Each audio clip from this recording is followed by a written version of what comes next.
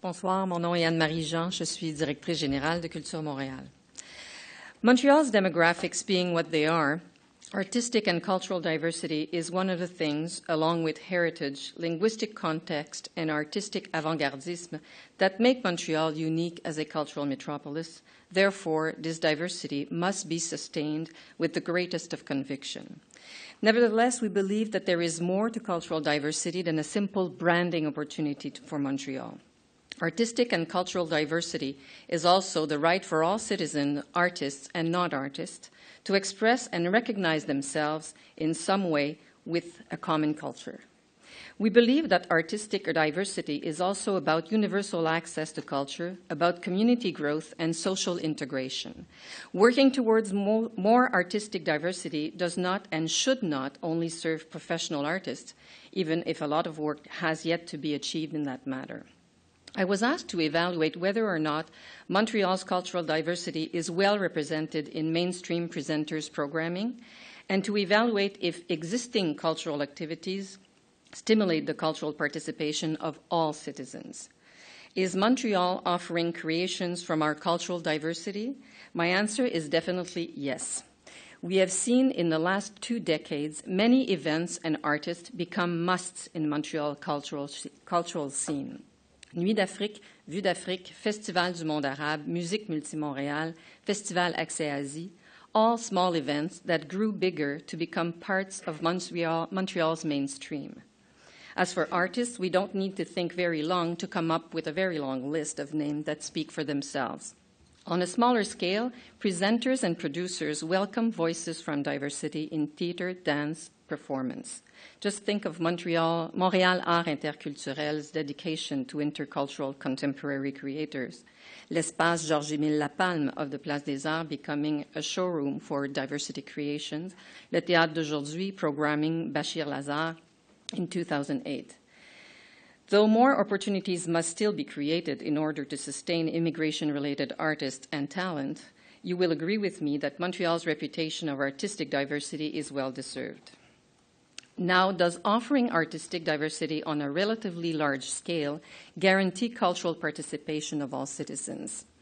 We know that Montrealers from cultural communities form a great part of what is designated in statistics as non-publics.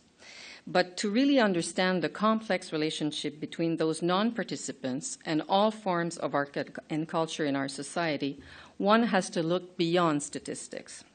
Last fall, in order to explore this issue, we invited searchers and practitioners to share their reflection and observation at our international colloquium, Youth, Cosmopolitanism and Digital Environment, Cultural Participation in Flux. Among all the analysis helping us understand cultural participation's transformation in our changing society, the following paints a quite clear picture. Mainstream is plural, as observed by cultural and diversity journalist Jean-Christophe Laurence from La Presse.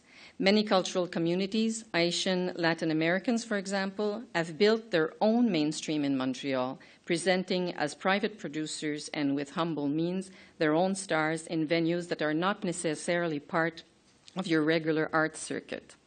Traditionally, cultural participation in many communities is often ritualized rather than institutionalized. It is experienced at a local level, in neighborhoods, on the street, in public parks, at churches. And it's very strongly related to other dimensions of day-to-day life. Cultural participation is crossing a period of profound change due to digital innovations.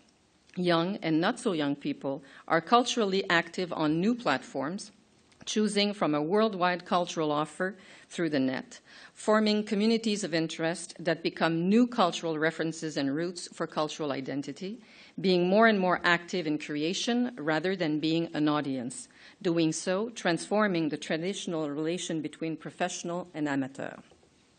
Cultural participation is more alive and kicking in cultural communities than previously imagined. Having established this incomplete but yet, I hope, somewhat enlightening portrait of cultural participation that is perpetually in flux, what should we do as institutions, artists, teachers, mediators, and citizens to enhance exchanges between all types of cultural experiences? I will leave you with a few thoughts, ideas, and recommendations that have emerged from the colloquium, various readings and meetings we have on a regular basis with artists, thinkers, and cultural professionals that work at a large scale or at the local level. While large cultural institutions should not shy away from their responsibility of being mainstream, they should still be able to offer out-of-the-box ideas that can draw new crowds to them and still be able to develop new local initiatives to continue to grow. They should bring their creation or exhibits to the families on the street through local initiatives or even hyper-local initiatives. We should use mainstream cultural events as showcases for artists from diversity, for example, as Place des Arts and Société du Vieux-Port de Montréal are doing in partnership with Vision Diversité. We should avoid tagging and denaturalizing the local and cultural initiatives.